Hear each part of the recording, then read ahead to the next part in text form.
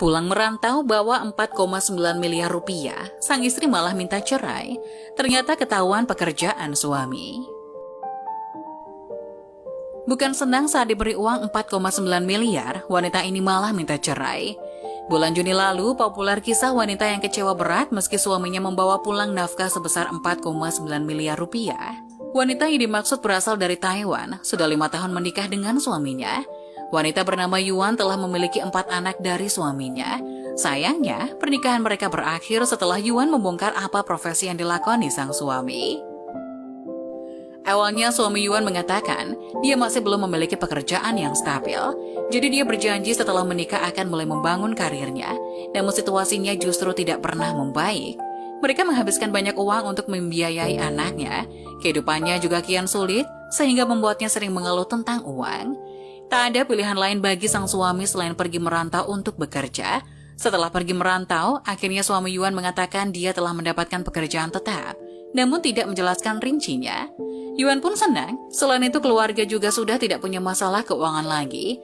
Pada awal 2020, suaminya tiba-tiba pamit. Dia mengatakan akan melakukan perjalanan bisnis selama 2 bulan di Provinsi Guangdong, Tiongkok. Setelah 2 bulan pergi, suaminya kembali dan membawa uang sebanyak 2,5 juta yuan, setara 4,9 miliar rupiah.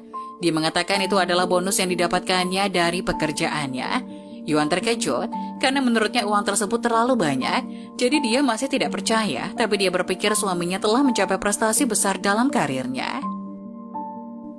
Namun semuanya berubah setelah perjalanan bisnis tersebut. Pasangan suami istri tersebut melakukan hubungan intim.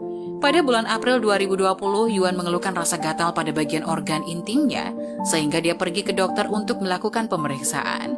Dokter kemudian mengatakan bahwa dia menderita penyakit seksual yang menular. Sementara itu, Yuan tidak pernah berhubungan intim dengan pria lain selain suaminya. Begitu pula suaminya seharusnya tidak berhubungan intim dengan wanita lain. Namun karena curiga bahwa suaminya telah selingkuh selama perjalanan bisnisnya di Guangdong, setelah bertanya dan marah pada suaminya, akhirnya sang suami mengakui semuanya. Selama melakukan perjalanan bisnis tersebut, ia bertemu dengan seorang wanita kaya dari Hong Kong.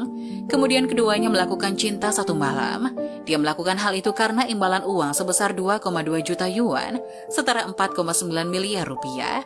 Setelah berkata jujur, suaminya minta maaf pada Yuan, namun sang istri terlanjur marah, akhirnya memutuskan untuk mengajukan perceraian. Dia memutuskan perceraian dan meminta hak asuh anaknya, karena dia tidak bisa menerima hidup dengan suaminya yang hidup dengan tabiat yang bejat.